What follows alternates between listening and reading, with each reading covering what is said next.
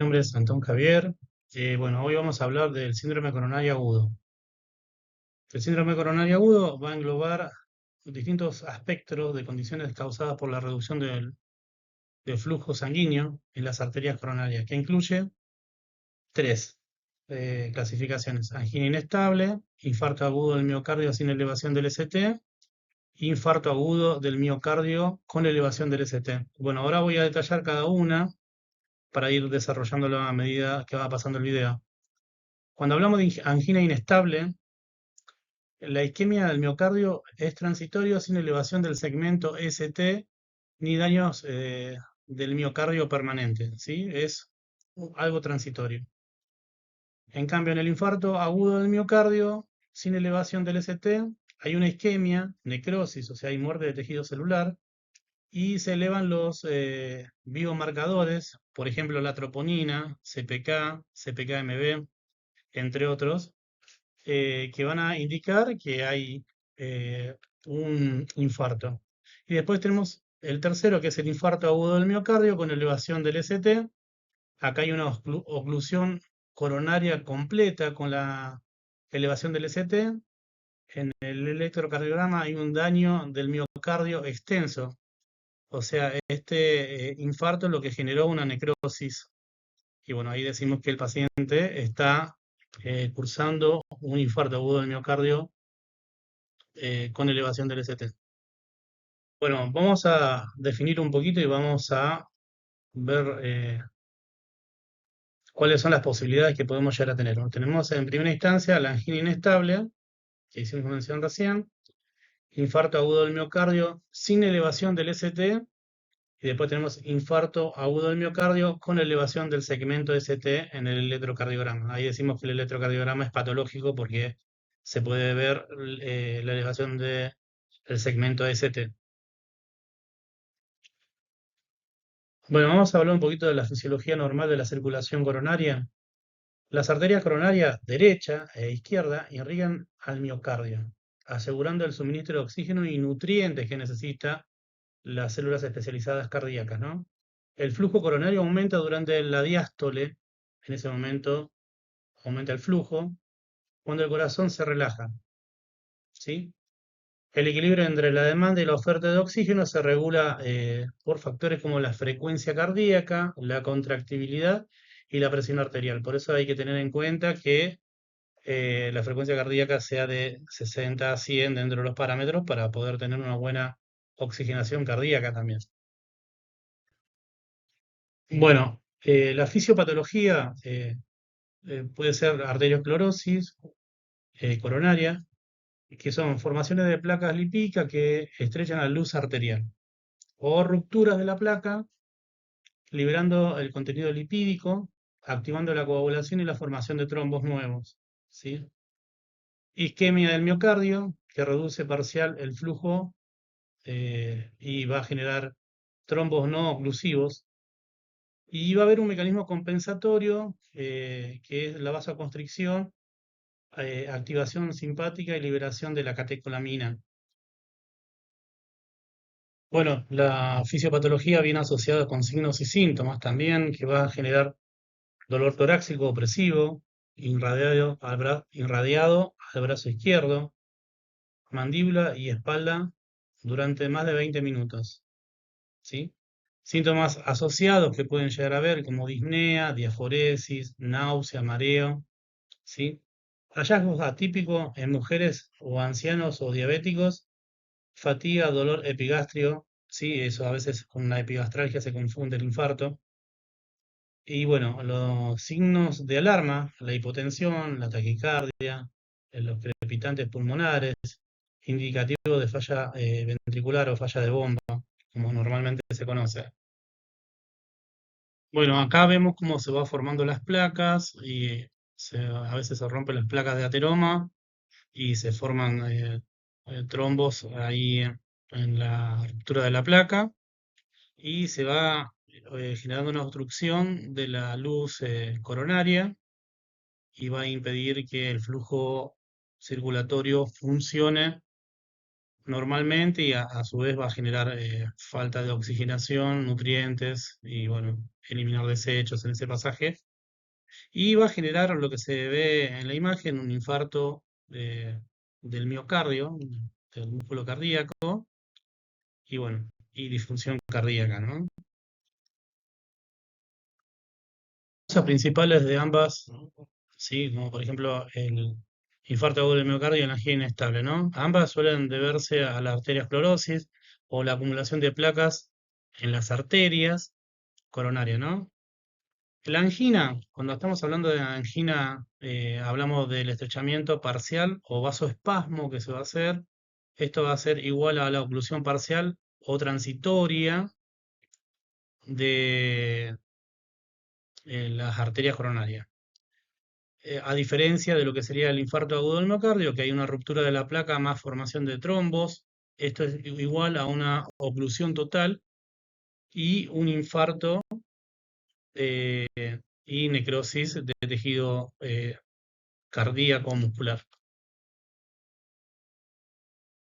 En ilustración tenemos los dos corazones del infarto agudo del miocardio y de la angina de pecho. En la angina de pecho vamos a ver que tiene el paciente dolor torácico transitorio causado por una disminución temporal del flujo de oxígeno al miocardio sin necrosis. Acá no hay muerte de tejido. En cambio, en el infarto agudo del miocardio, que es una de las diferenciaciones, hay muerte o necrosis de tejido muscular, cardíaco y obstrucción total de una de las arterias coronarias. Eso es como una de las diferencias. O sea, en el infarto agudo del miocardio sí hay muerte o obstrucción total. En cambio, la angina de pecho, angina inestable, sí no hay una obstrucción total. Esa es como la diferenciación entre una patología y la otra. Tipos de angina tenemos que hablar de estable, inestable y vasoespástica. ¿Sí? La estable aparece con el esfuerzo y cede en reposo, o si está en el hospital, le pasa nitroglicerina y bueno, y cede lo que sería la angina o ese dolor. Inestable, bueno, es más intenso, puede aparecer en reposo o riesgo de evolución a un infarto, ¿sí? Eso no se puede saber sin hacer estudios complementarios. Y vasoespástica, bueno, por espasmos coronarios y puede dar en reposo. El paciente está acostado, descansando y sin embargo, bueno, tiene este vaso espástico, ¿sí? Esta angina. La de pecho va a tener dolor torácico transitorio. La causa, disminución temporal del flujo de oxígeno al miocardio sin necrosis. Generalmente cede al reposo o con nitroglicerina.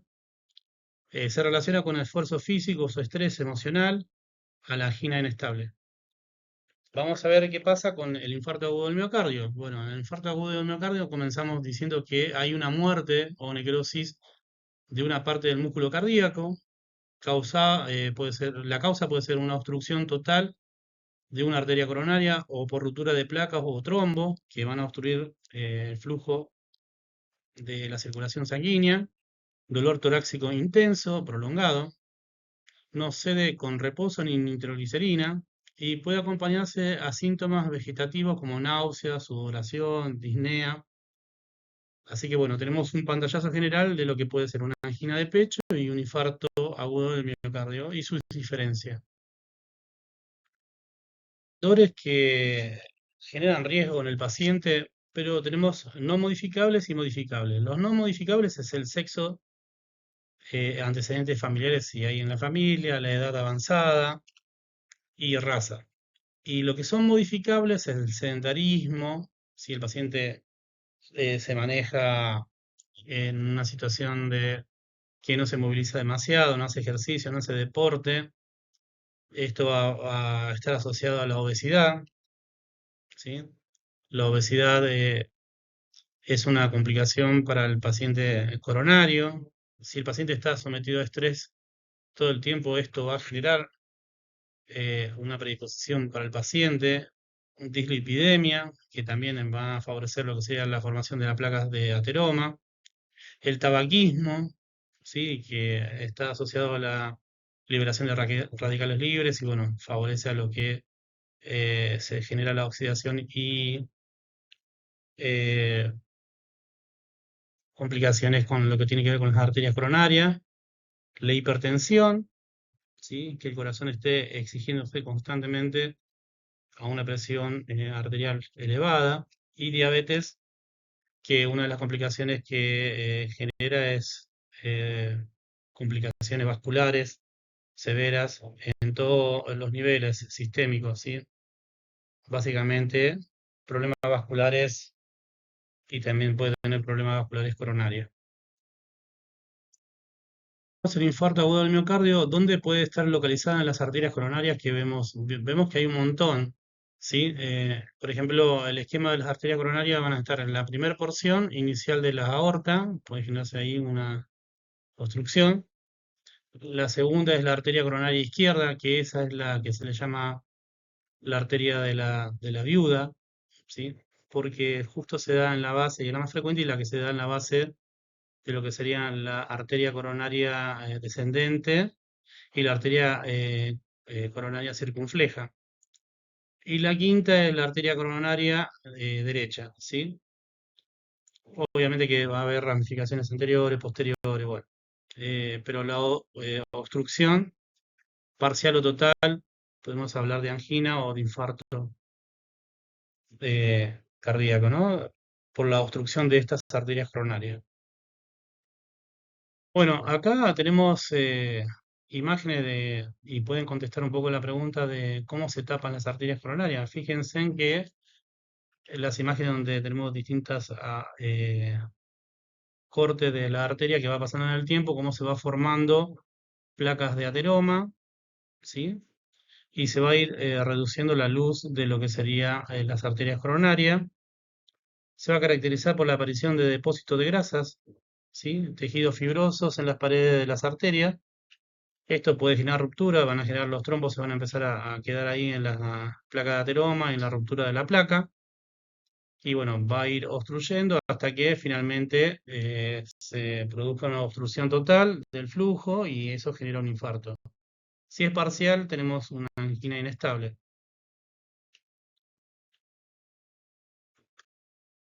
Arterias que están en su formación normal, que transitan los glóbulos rojos, va y viene la molécula de oxígeno, y después empezamos a ver cómo evoluciona la acumulación de las placas de arterias coronarias, como desgarramiento del revestimiento de las arterias. Se produce ahí un pequeño desgarro, y ahí es donde se empieza a acumular la placa de ateroma, los trombos, ¿sí? Esos quedan sujetos ahí.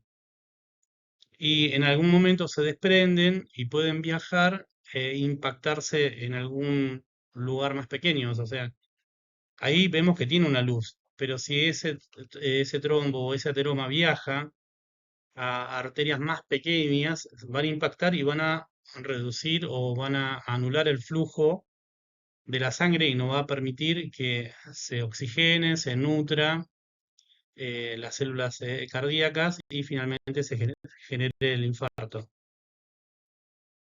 Lo que serían los signos y síntomas, porque recuerden que siempre, como digo, la clínica es soberana. Si nosotros tenemos los signos y síntomas que se ajustan a lo que sería un infarto agudo del miocardio, bueno, entonces hay que hacer toda la prueba direccionada a lo que sería un infarto agudo del miocardio. Los signos y síntomas que puede presentar el paciente es dolor precordial intenso, ansiedad, angustia, sensación de muerte, sudoración profusa, que es diaforesis, y fría, ¿no? Esa sudoración abundante y fría. Puede presentar palidez el paciente, náuseas, vómitos. También puede tener hipertensión o taquicardia, que son mecanismos compensatorios de, de esta obstrucción del flujo.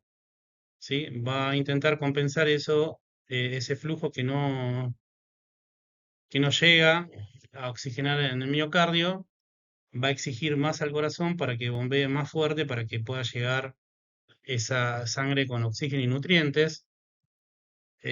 Va a esforzar el corazón, va a aumentar la presión arterial. Y si no alcanza con eso, va a aumentar la frecuencia cardíaca.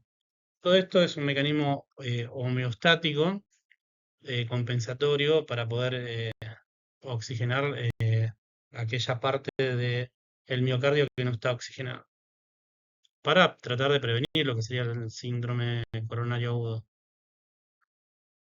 Hablando de que la clínica es soberana, la cualidad puede ser opresivo, pesadez, esto, este dolor y esta opresión que se va a dar en el pecho, falta de aire, ¿sí? No puede respirar.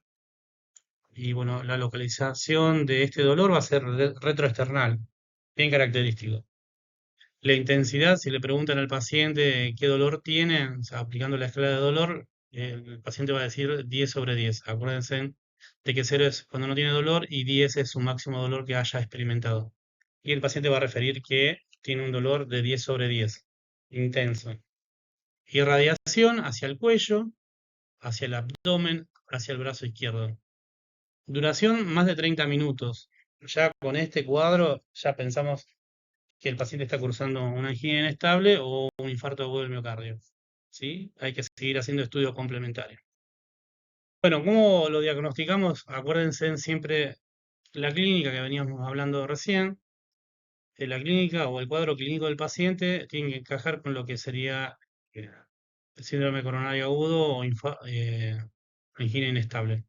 ¿Sí? Otra cosa que vamos a hacer es un electrocardiograma. ¿Sí? En este electrocardiograma vamos a ver si hay elevación del segmento ST en dos derivaciones contiguas, o sea, cuando vemos la formación de la onda PQRS-T, si hay dos derivaciones que da una elevación del ST, entonces ahí podemos sospechar de que el paciente está infartado. Y decimos que, bueno, que el paciente tiene una elevación del ST en el electrocardiograma o electrocardiograma patológico. También como la depresión del ST, una onda T invertida, o sea, la onda T, en vez de estar para arriba, está para abajo. O uno puede dar un electrocardiograma normal. Esas son las posibilidades que podemos tener, ¿sí? Después, cuando hablamos del laboratorio, vamos a hablar de los biomarcadores, que son la troponina, CPK, CPK-MB y lactato, ¿sí? Esos son los más utilizados a la hora de hacer un laboratorio. Y también tenemos que tener en cuenta el electrocardiograma para evaluar la función ventricular y complicaciones del miocardio. Si no es algo mecánico también, ¿no? Ahí se evalúa en el ecocardiograma las válvulas, ¿sí? La contractilidad cardíaca. Bueno, ese es otro estudio complementario para llegar al diagnóstico. Cómo se va evolucionando una misma derivación, ¿sí? A través del tiempo, ¿no? Por ejemplo, en la parte aguda vemos que ahí tiene elevación del ST, ¿sí? Y cómo va variando de la parte aguda a los 2 o 3 días se va a normalizar del sexto al séptimo día, ya casi es regular, pero después fíjense qué pasa a los 10 días o más, ya tiene una onda T negativa a través del tiempo. Y la interpretación del electrocardiograma acá, vemos que hay una necrosis y cómo lo va a ver, cómo vamos a ver si ya está necrosado el tejido. Bueno, en la onda Q van a ver que se va haciendo más profunda, más larga la onda Q, y eso nos habla de que hay una necrosis o muerte del tejido miocárdico. El laboratorio, el dosaje de las enzimas de los marcadores séricos de las lesiones cardíacas o de los músculos cardíacos, van a ver estas enzimas que son sensibles si hay daño tisular.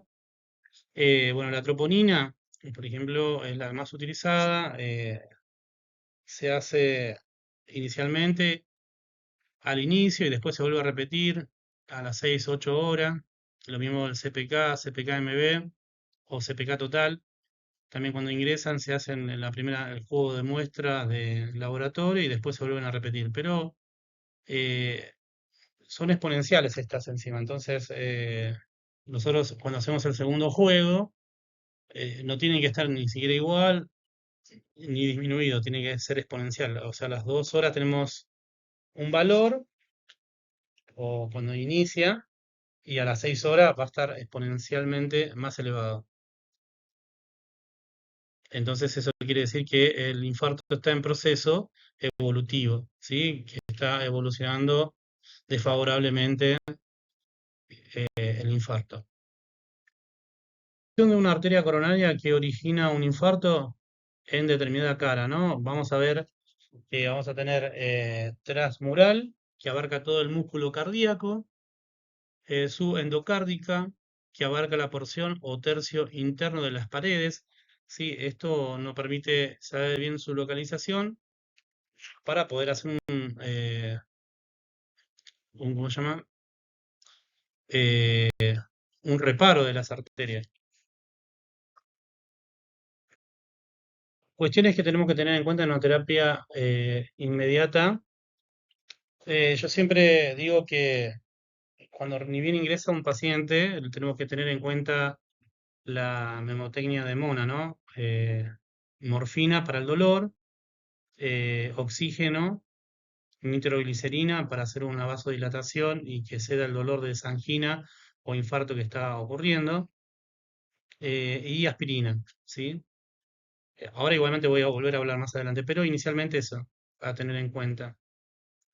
Bueno, pero también tenemos que tener en cuenta que la internación va a ser en la unidad de cuidados intensivos coronarios. eh, Tiene que tener vía endovenosa. Se recomienda como protocolo tener dos vías para poder hacer la primera intervención, si hay que pasar algunos fármacos, como por ejemplo la streptokinasa, ¿sí? O la NTG, entonces tiene que pasar por distintas vías de administración. El monitoreo continuo, el paciente ingresa, pero nunca, hasta que no salga de la unidad de cuidados intensivos, se debe sacar el monitoreo. El monitoreo es constante las 24 horas, 24/7, ¿sí? Se le hace un electrocardiograma para ver cómo llega. Tenemos que tener a mano el desfibrilador por si se llega a complicar. ¿Se acuerda que vimos distintas arritmias como la taquicardia ventricular o la fibrilación ventricular que eran desfibrilables? Entonces tenemos que tener el desfibrilador ahí, que en un infarto agudo del miocardio puede terminar derivando en un bloqueo total, ¿sí?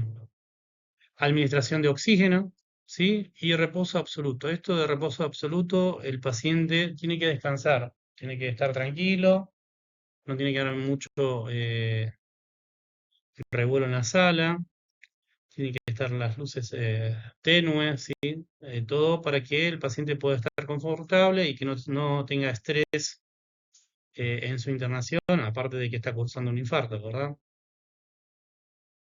Unidad de coronaria, acá donde se está esperando un paciente, de hecho es muy antiguo esta terapia, pero bueno, acá hay algo más actual, perdón, porque cambié de imagen.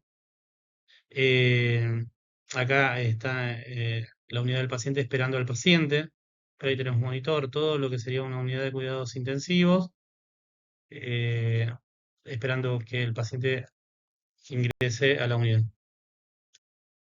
Las complicaciones del infarto agudo del miocardio que se puede llegar a generar, bueno, inestabilidad hemodinámica, ¿sí?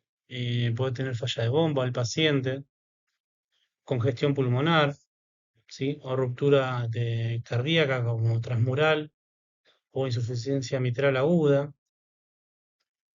comunicación intraventricular. Ventriculares pueden ser la fibrilación ventricular y la taquicardia ventricular, arritmia de alta y baja frecuencia, ¿sí?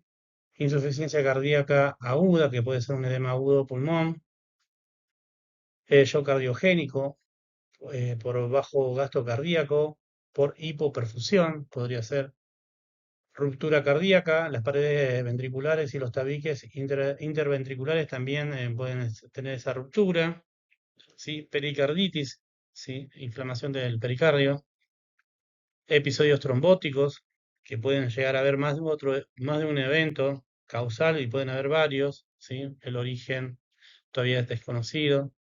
Lesiones cerebrales irreversibles, como los trombos que en vez de viajar al corazón, en vez de ir al corazón, van al cerebro. Acuérdense de esto de que la fisiopatología es ateroma o trombo que viajan y se impactan en un vaso más pequeño. Bueno, si ese trombo, esa ateroma viaja y se impacta en el cerebro, vamos a tener una lesión en el cerebro irreversible, una ACV. No.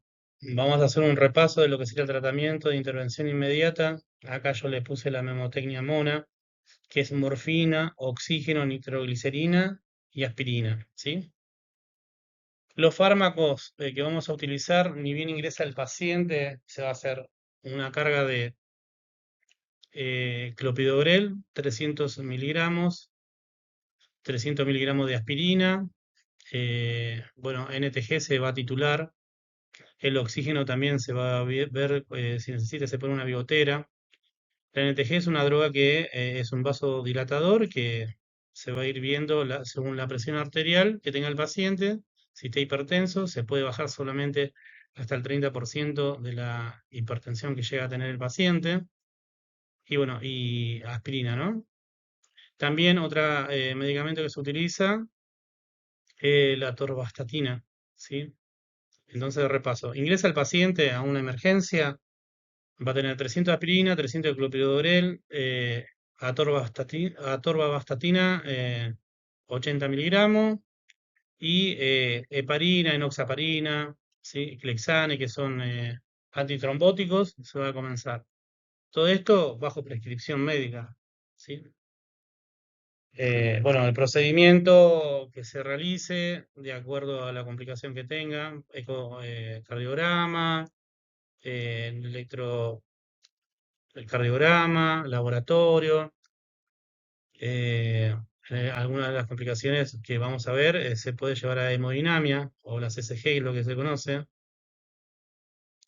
Bueno, hay que hacer diagnóstico. ¿Cómo lo vamos a hacer el diagnóstico? Habíamos visto que el electrocardiograma va a ser patológico. Si el paciente está infartado, puede tener elevación del segmento ST o puede tener eh, el electrocardiograma normal, sin elevación del ST.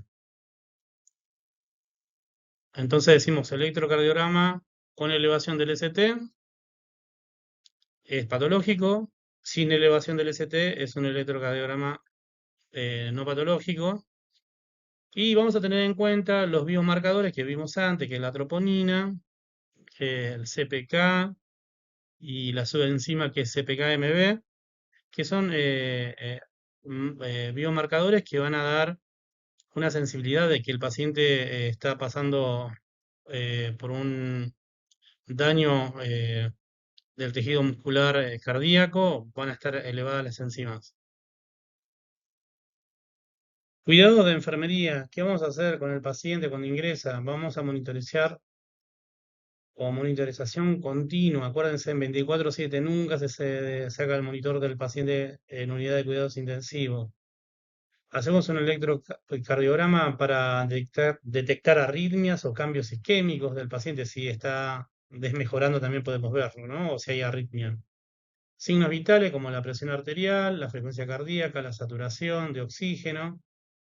Inicialmente cada 15 a 30 minutos, de acuerdo a la complejidad del paciente, pero tiene que llevar un registro continuo, ¿sí?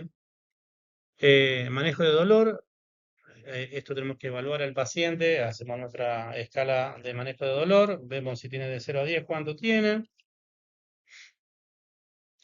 Bueno, también la administración de nitroglicerina o morfina, ¿sí?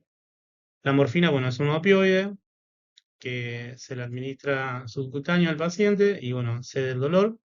Pero si el paciente está teniendo una obstrucción del flujo, si le administramos NTG es un vasodilatador, o sea que va a hacer que de alguna manera se dilate las arterias coronarias y pueda pasar oxígeno, o sea, la sangre para poder oxigenar esa obstrucción que está generando la fisiopatología esa.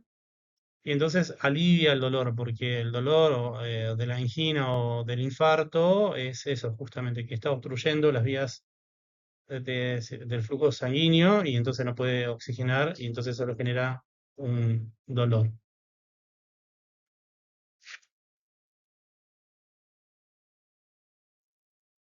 Bueno, tenemos que estar evaluando la intensidad del dolor, seguimos utilizando la escala. eh, de 0 a 10. Esto nos va a dar datos de que si el paciente está mejorando o puede tener otro evento a medida que está internado, ¿no? Entonces, eso tenemos que estar atentos, el manejo del dolor del paciente. La preparación para la intervención, si el paciente va a tener una intervención eh, quirúrgica o una colocación de un bypass, por ejemplo, tiene que estar ayuno del paciente. Educar al paciente sobre el procedimiento que se le va a realizar, qué es lo que tiene que hacer, los cuidados, las pautas, ¿sí? Si el paciente va a cirugía o va a hacerse una CCG, el consentimiento informado del paciente que tiene que estar con un consentimiento del paciente que quiere realizarse aquel procedimiento y no otro. Prevención de las complicaciones, como vigilar los signos de la insuficiencia cardíaca. ¿Cuáles pueden ser estos signos de insuficiencia cardíaca? Edemas o crepitantes a nivel ruidos hidroaéreos, así en la auscultación. Movilizar temprano al paciente, cuanto antes mejor, para evitar la trombosis venosa, a pesar de que nosotros le administramos medicamentos como tromboprofilaxis, que habíamos hablado de la heparina, enoxaparina, ¿sí? Aspirina, y educar al paciente para que el paciente pueda adherirse a los medicamentos, que son los antiagregantes y las histatinas. Los antiagregantes, que puede ser clopidogrel o la aspirina, y las estatinas, que son la simvastatina, rosuvastatina, ¿sí? Son fármacos que son para la dislipidemia. Reconocer los síntomas de recurrencia, si tiene dolor, si tiene disnea, modificar los factores de riesgo, ¿sí? Aquellos que lo llevó a aquella situación al paciente, como por ejemplo el sobrepeso, o sea, tiene que tener una dieta, ejercicio, siempre lo que pueda llegar a realizar, y el tabaquismo, bueno, tratar de erradicarlo si el paciente era fumador. Entonces, un repaso del paciente que está internado, qué medicamentos se le puede dar. Bueno, la nitrato disesordil, 5 miligramos, es un dilatador coronario, ¿no? Esto hay que tener cuidado porque son vasodilatadores potentes, ¿sí? La nitroglicerina, que habíamos hablado recién, se prepara en dextrosa y se va pasando por bomba de infusión continua. Bloqueantes como el atenolol, el propanolol, bajo la frecuencia, que esto lo que hace es bajar la frecuencia cardíaca, ¿sí? Llevarlo a los ritmos normales de 60 a 100. Trombolíticos como la streptokinasa, que esto es cuando está el paciente en su etapa aguda, que recién ingresa. Tenemos 6 horas, que son las 6 horas de oro de poder trombolizar al paciente y revertir el cuadro del paciente. Y para poder revertir el cuadro del paciente si tiene trombo, se pasa a la streptokinasa, que es un antitrombótico, que produce la destrucción de los trombos o los coágulos, ¿no? Eh, Van a encontrar que se dice TPA en la descripción de lo que sería el fármaco. Morfina, que lo vamos a utilizar como una analgesia muy potente, ¿sí? Meperidina o nubaína. Estos serían como los analgésicos que podemos llegar a tener. Bueno, seguimos con los fármacos como por ejemplo la heparina, que había hecho mención recién, que evita la formación de coágulos, la aspirina o el clopidogrel, que son agregantes o plaquetarios. Ansiolíticos como el diazepam, alprazolam, clonazepam, ¿sí? Diuréticos, la furosemida. eh, Recuerden que el uso de la furosemida disminuye lo que sería el valor de lo que sería a nivel plasmático del potasio, ¿sí? Así que a tener en cuenta cuando el paciente se usa mucho furosemida, si no hay que hacer alguna reposición de electrolitos por el uso de furosemida o de diuréticos. Bueno, recién estuvimos hablando de los trombolíticos o de la streptokinasa que rompía los trombos, ¿sí? Pero si el origen no es trombótico y tenemos placas de ateroma que están obstruyendo, tenemos que usar otro mecanismo, que es la angioplastía transluminal o coronaria, ¿sí? Esa sería la abreviación de ATC. Son cirugía, ¿no? Vamos a tener cirugía con balón, que es el que vemos a la derecha,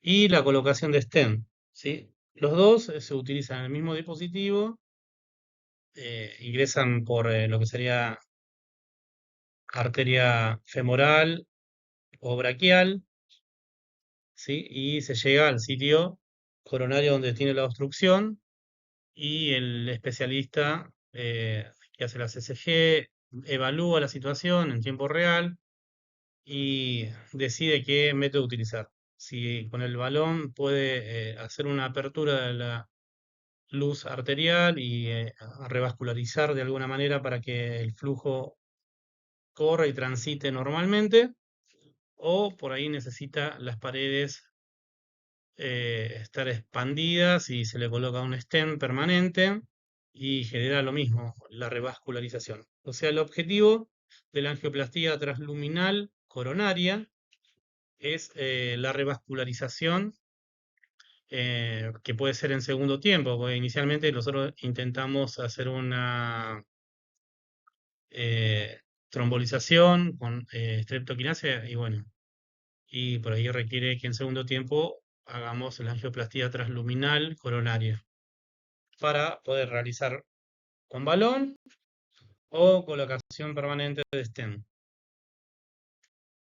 Plastía transluminal coronaria en el infarto agudo del miocardio se puede realizar de la siguiente manera. La primaria, durante las primeras horas del infarto agudo del miocardio, sin trombolíticos, o sea, se puede usar la opción de hacer este procedimiento sin haber trombolizado al paciente. La primaria tardía es luego de las 12 horas del infarto agudo del miocardio. De rescate, ¿sí? O sea, de rescate, ¿por qué se llama de rescate? Luego de que se usó el trombolítico como primera estrategia, sin haber logrado el criterio de la reperfusión, ¿sí?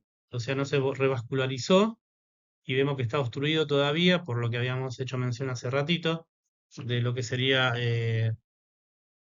la obstrucción por ateroma, ¿sí?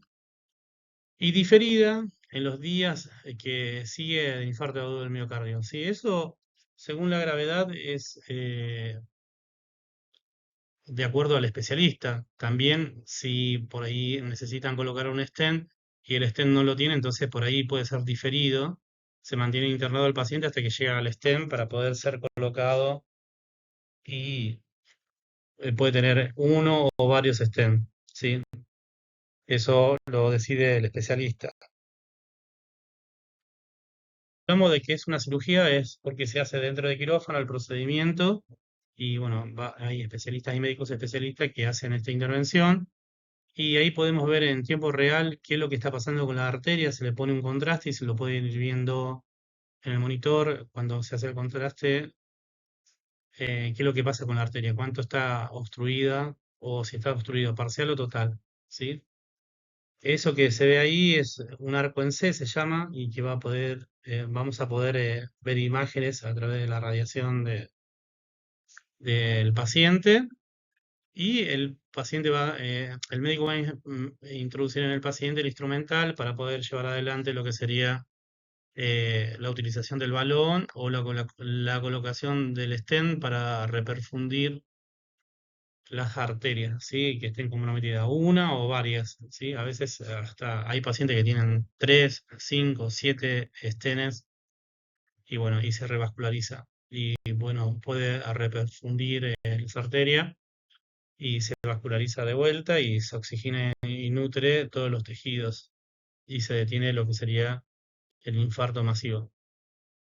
Bueno, eh, acá vamos a hablar de cuando ya fracasaron la streptokinasa, fracasó también lo que sería angioplastía transluminal coronaria y finalmente necesitamos revascularizar parte del músculo cardíaco y lo que vamos a tener que hacer es un puente, ¿sí? Una cirugía puente o bypass entre aortas y arterias, ¿sí? Para poder oxigenar. Acá pueden ir viendo cómo pueden ser las diferentes variables del bypass, ¿sí? O el puente que se van a utilizar entre la aorta y las arterias coronarias, ¿sí? Esto es un invento argentino, esto fue lo que inventó el doctor René Favaloro y que se implementó a nivel mundial y mucha gente pudo extender su esperanza de vida a raíz de este procedimiento. De lo que sería el tratamiento higiénico dietético, el paciente va a tener dieta líquida inicialmente, ¿sí? También va a tener balance de ingreso-egreso de lo que ingresa y lo que sale, ¿sí? Dieta blanda después de las 24 horas, utilización de chata, ¿sí? Baño en cama. Acuérdense en esto de lo que le dije, que si el paciente lo van a bañar, no tenerlo sin estar monitorizado el paciente. Administración de laxante, ¿sí? Para que el paciente cuando tenga que ir de cuerpo no esté constipado y tenga que hacer fuerza y bueno, se nos infarte de vuelta al paciente. A medida que va pasando el tiempo, puede trasladarse de la cama a la silla inicialmente, esto con ayuda del enfermero, lo va a poder desplazar de la cama a la silla a la cama. Puede deambular dentro de la habitación, ¿sí? Puede ducharse en la ducha, ¿sí? Del quinto al séptimo día puede deambular 200 metros, 3 veces por día, ¿sí? Pero siempre acompañado, no es que les decimos al paciente, bueno, anda a caminar y después volvé. No, siempre acompañado, monitoreado por el enfermero o la persona que esté a cargo, ¿no? Y puede subir los escalones. Esto es eh, con monitoreo exclusivo, sí que alguien esté con el paciente todo el tiempo. Cuidados de enfermería, el objetivo es mejorar la calidad de los cuidados que prestamos en nuestro paciente, o sea, la atención que nosotros tenemos que brindarle de alta calidad al paciente. Detectar los principios o los principales diagnósticos enfermeros en los pacientes que ingresan a la unidad de cuidados intensivos coronarios y establecer un plan de cuidado estandarizado para los pacientes coronarios. Sí, acuérdense en que siempre los planes están estandarizados, pero después hay parte de ese plan de cuidado que son específicos de cada paciente.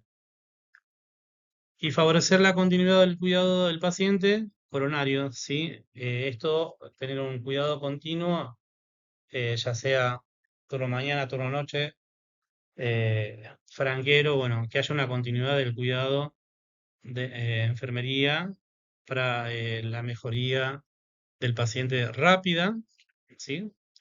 Y las pautas de cuidado y las pautas que puede tener el paciente para que esté atento y bueno, que avise si tiene dolor o cualquier complicaciones que pueda llegar a tener el paciente, que el paciente nos avise y esté atento. Atención y espero que les sirva el video y nos estamos viendo en la próxima.